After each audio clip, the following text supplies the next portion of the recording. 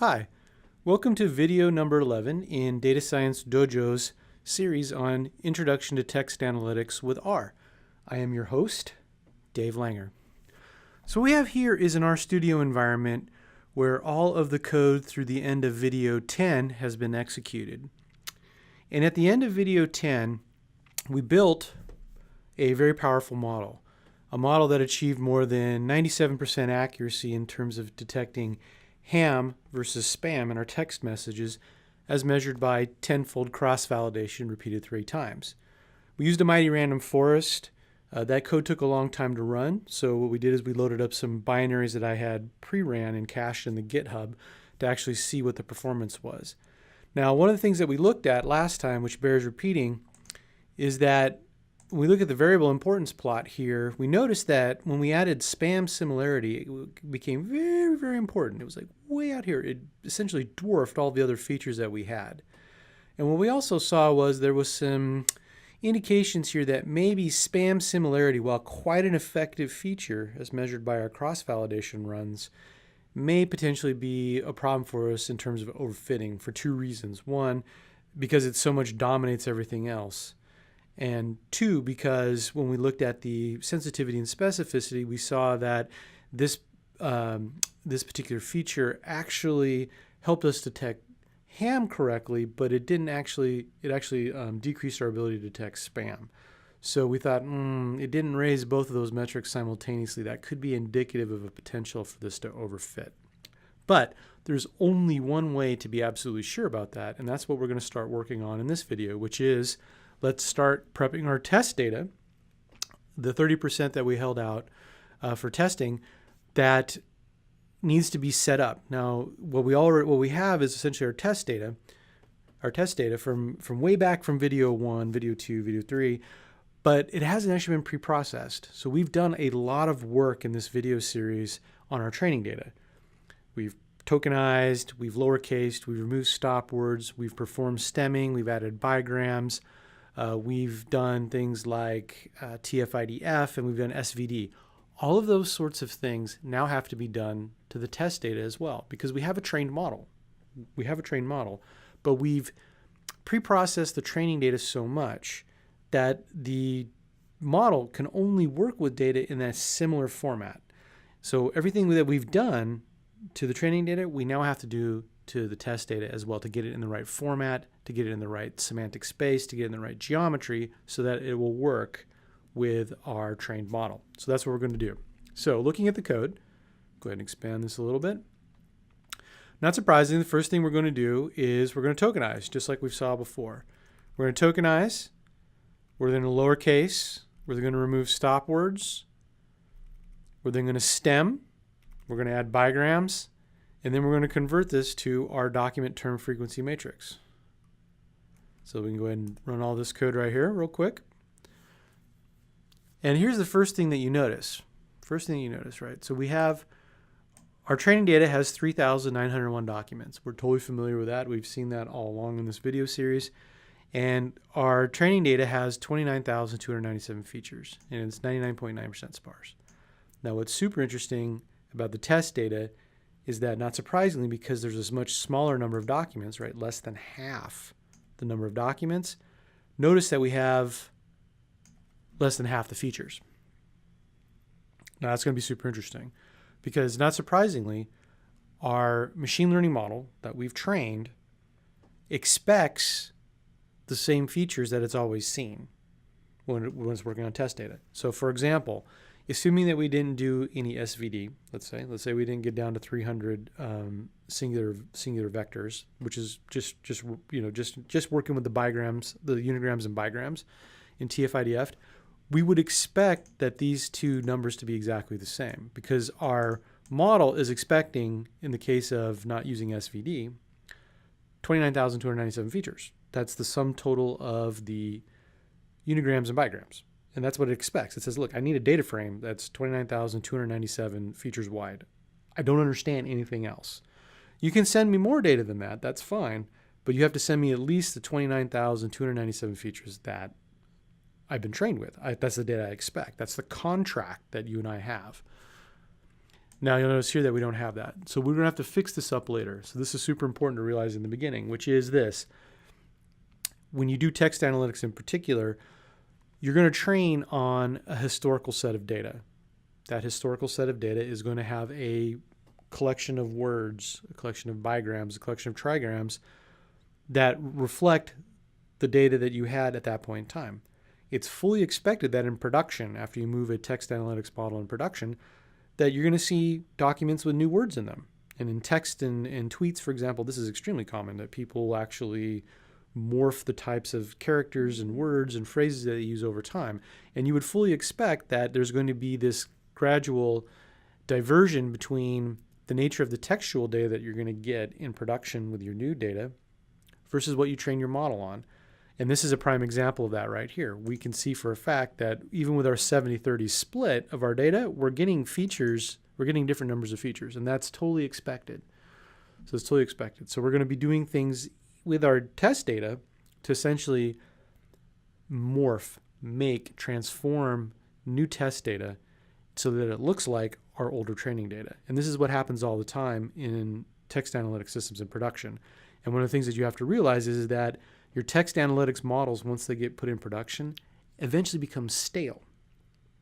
They eventually need to be retrained because eventually you'll get an ever-increasing amount of new types of words, new types of bigrams and trigrams in your test data that are not reflected in your model and can't actually be used. Essentially, we're going to have to strip them out, and we'll see how that's done later. We'll have to strip them out. And at a certain point, that sheer amount of data that you've never seen before becomes so valuable that you want to incorporate it into your model, which essentially means your model gets stale and it needs to be retrained from scratch and redeployed. So that's one thing you need to be very clear on when you're engaging these types of projects with your stakeholders is that, look, once we build a text analytics model and put it in production, you're not done. That model will need constant care and feeding. It'll need refreshing over time. Ergo, it's going to need budget. It's going to need staff to actually do that sort of work. Okay, enough about that. Okay, so we've got our document term frequency matrices, no problem. So here's the step that I mentioned. So we need to make sure that our test document term frequency matrices, tables, data frames, have to look exactly like the DFMs that we used for training, right? Because if they don't, when we do TF-IDF, when we do SVD, it won't be valid. Those transformations on the test data will not be valid. Ergo, our predictions will not be valid. So we have to make sure we do all the things, all the pre-processing exactly the same way between training and test. And then we have to ensure that the base document term frequency matrix, the DFM, is exactly the same in terms of the number of columns. Not only the number of columns, but also each column has to be in exactly the same order, and it also has to have exactly the same meaning in terms of the order. So for example, if column 37 was the word fluke, I'm just making this up. If column 37 in training was the word fluke, column 37 in the test data frame also needs to be the term fluke. So they have to be exactly aligned. So this code actually does this. So you can see here the DFM select, and as always, don't hesitate to use the help system, DFM select. Select features from a DFM or FCM, okay? Now if we do this and run these 3 lines of code, you'll see exactly what I'm talking about.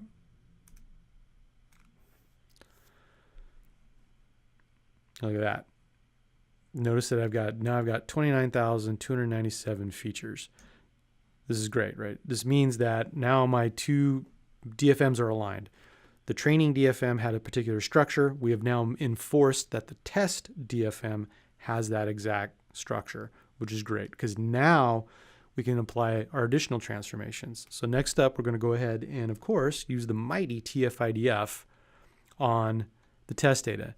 Now, as I mentioned earlier in the series more than once, and it bears repeating because it's so important, notice this is why we've had to cache the IDF values. Remember earlier I made a big speech about how we have to cache the IDF values. No matter if you write the code yourself or if you use another package that somebody else wrote in R, the original IDF values have to be maintained from the training examples because we know now that the DFMs are going to look the same. We're going to force them to look the same between train and test, but in fact, they are not exactly the same. Ergo, to correctly project the new test data into the same vector space, the same TF-IDF vector space that we created for training data, we need to reuse the same IDF values from the training data. Okay, so I won't drain this code because essentially we've seen it all before. First thing that we can do is we can apply the TF calculation to our test matrix. And that'll come up here shortly, and we can see the structure of the resulting calculation. Okay. Notice there, we've got our terms have now been the rows, and our documents are now in the columns, just as we saw before. And then we'll go ahead and apply the TF-IDF calculation. Now notice here, this is super important. We're reusing the IDF values that we calculated from the training data. This is super important. This is super important because in production, you're going to get new rows one at a time, right? New texts are going to come through one at a time, let's say in a hypothetical production system, and we're going to need to project each one of those texts one at a time into the same vector space. So we have to have the IDF values to do that. So we'll go ahead and run all the rest of these lines of code. Now, one thing to mention while that code is running is that when you're looking at doing TF-IDF in a production system, be very, very sure that if you decide to use a package, that the package's API, the collection of functions that it provides, will actually allow you to calculate an IDF, all the IDF vector values for the training data, and then maintain them over time. Because some of the libraries just kind of assume that all of your data is just in one big matrix, and you don't have access to the actual underlying IDF values. And of course, that won't work for you in a production system. Okay. So you can see here, everything has been ran just fine. We're going to fix the incomplete cases. And you can see here that based on our summary, we in fact have no missing values. So everything's good to go. So now, just to recap, we've taken our text data. We've done our text preprocessing. We tokenized, we lowercased, we removed stop words, we stemmed, we removed punctuation, all that good stuff. All that stuff is gone. We added unigrams and bigrams. We created DFM. We've now TF-IDF'd that DFM after we made sure that DFM had the same structure as our training DFM. So now, not surprisingly, the last thing that we need to do is we need to actually apply our SVD projection, right? Because that was the last step. We need to actually get down from our 29,297 columns down to the 300 singular vectors from our SVD that are the most predictive. And this is the calculation that does that. And we saw this in video 8 when we looked at the mathematics, the slide. There's a slide that showed this equation. So essentially what we need to do is we need to take the inverse, the sigma inverse, right? This is the inverse of the singular values. We multiply that by the transpose of the U matrix, which essentially is the eigenvectors of the term correlations. And then lastly, we need to then multiply that by the transpose of our actual TF-IDF data frame. So if I run this line of code here, and it'll take a second here to run, and what we should get back is a nice data frame that will be 1,600 or so rows, because that's the number of documents that we have, the number of texts in our test set, and then also should have 300 columns. So if we do SVD raw, there you go. 1,671 rows. Each row is one of our test tweets, and then our 300 columns.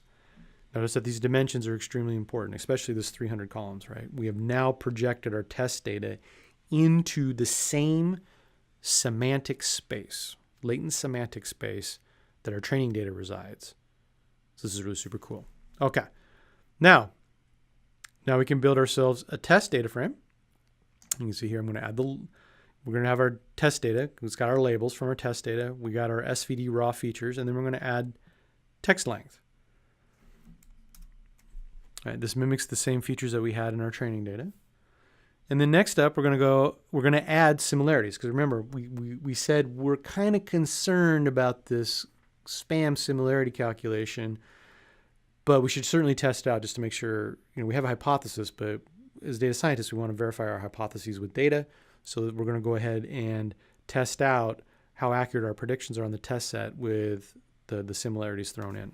Okay, so this code probably bears a little bit of explanation. So first thing that we're going to do is we've got our raw data, or our SVD data, right? We have 1,671 rows of our test text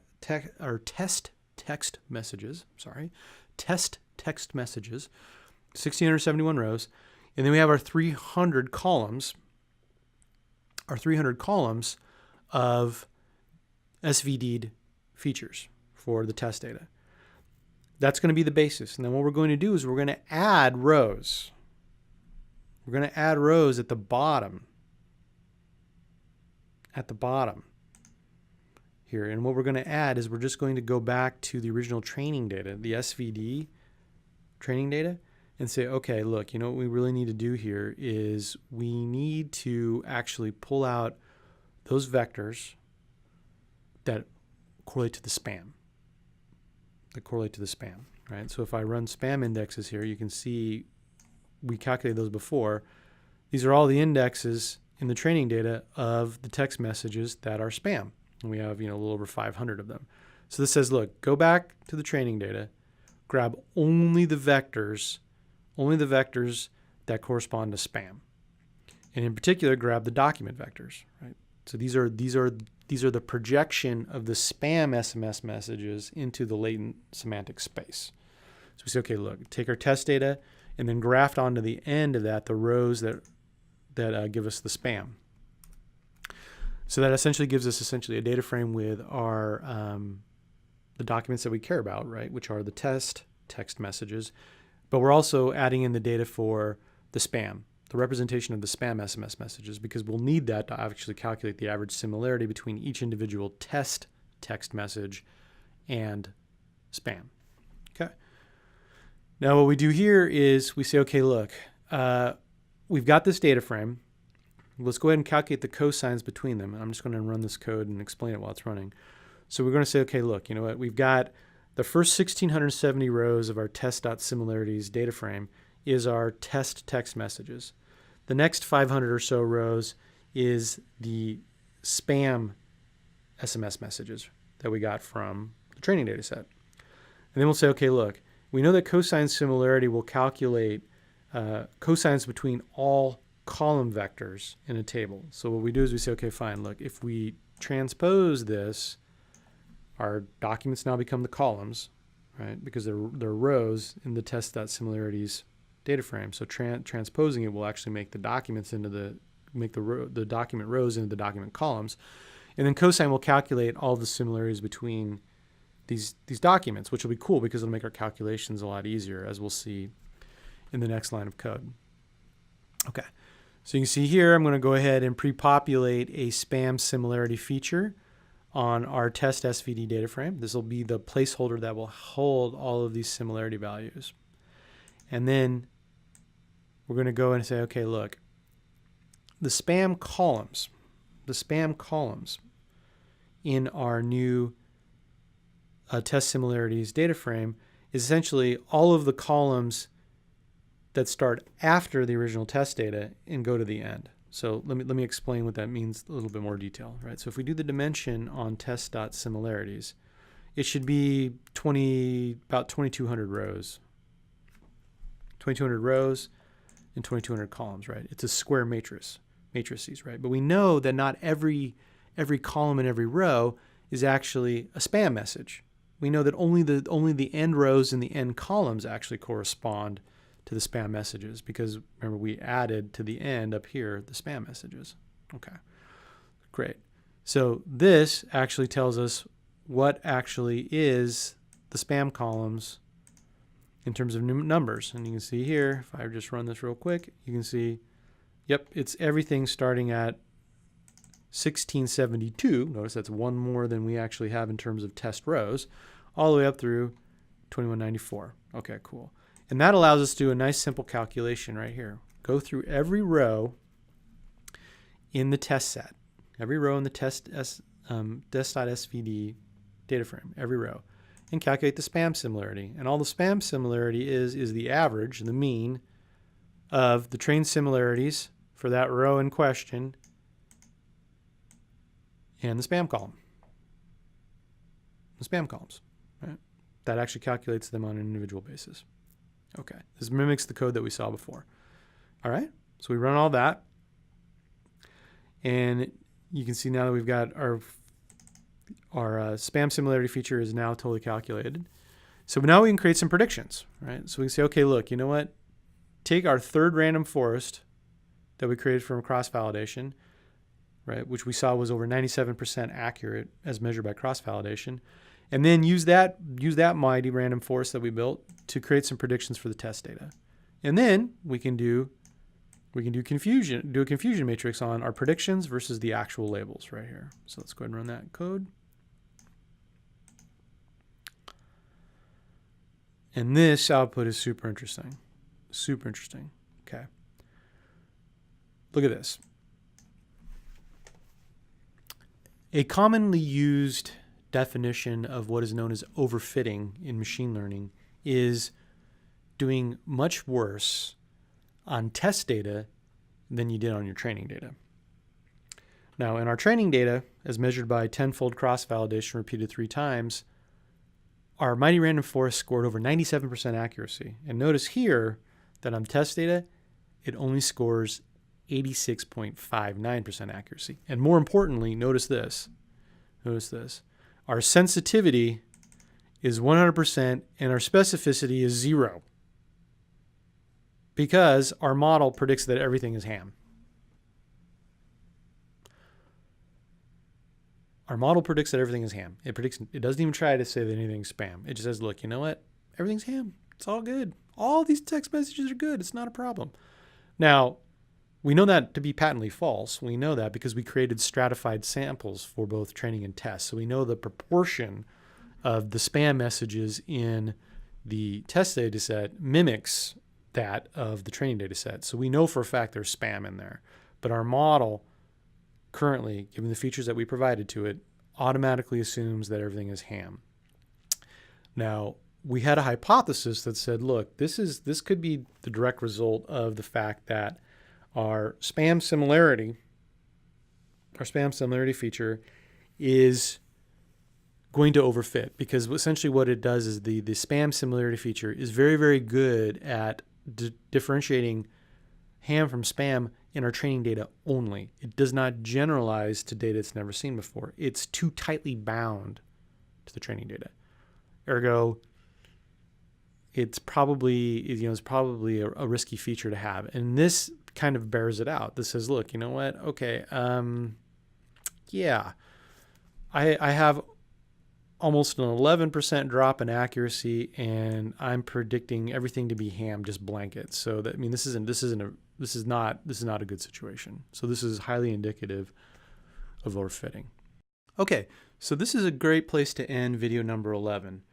We've accomplished a lot in this video. Most importantly, we've discussed arguably one of the most important things in rolling out a production text analytics solution, and that is being very deliberate, being very careful to ensure that when we have brand new data, in this case SMS text messages, that come into the system, that we perform all of the transformations, all the tokenization, the stemming, the stop word removal, the bigram, trigram, whatever, TF-IDF calculations, and lastly, the latent semantic analysis projections, to make sure that that test data lands in a format, lands in a geometry that our trained model first of all understands, and then 2, can actually work with productively. Because here's the worst case scenario. Worst case scenario is that you do something funky in your data pipeline. Maybe you have a bug, maybe you missed a step, what have you. And what happens is that the model recognizes the data. It doesn't say there's any format error, but yet the projection, the final representation of that test data, is not actually in the exact format which the trained model can work with most effectively. And what you end up getting essentially is no error information from the code, but what you get are essentially suboptimal predictions. That's the worst case scenario. Another scenario which is bad, but not nearly as bad, is that you make a mistake in your pipeline, you submit the new text information for a prediction, and the code just throws an error saying, look, I don't know what to do with this record. It's not in the format I expect, or maybe there's some other sort of error. That's actually, it's bad, but it's far less insidious than the previous problem, which is you get no error signal at all.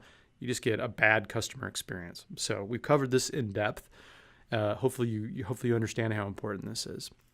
Okay, the next video in the series, video number 12, will be the conclusion. We will wrap up. We will show how we can fix this current situation where we are obviously overfitting. Here our model is around 11% lower in accuracy on the test holdout than it is in our cross-validation runs. And we're going to see how by eliminating the spam similarity feature, we'll actually increase our accuracy on a test holdout, which shows us that removing spam similarity is indicative of producing a model that is more generalizable. That is one that will work better on unseen data in production. Okay, so if you like what we're doing here on the Data Science Dojo YouTube channel, please subscribe. We'll be producing new content weekly, and if you subscribe, that's the best way to keep abreast of our latest tutorials. Also, if you have any questions at all about this video series, feel free to use the comments section of this video. We at Data Science Dojo, we monitor our YouTube channel frequently, and we try to answer any and all questions promptly. Next up, if you like what we do at Data Science Dojo more generally, we're on social media. So if you follow us on Facebook or Twitter or LinkedIn, you can tap into a curated stream of data science goodness that you may find useful in your daily work. And lastly, I hope to see you in an upcoming Data Science Dojo bootcamp. This is Dave Langer signing off, and until next time, I wish you very happy data sleuthing.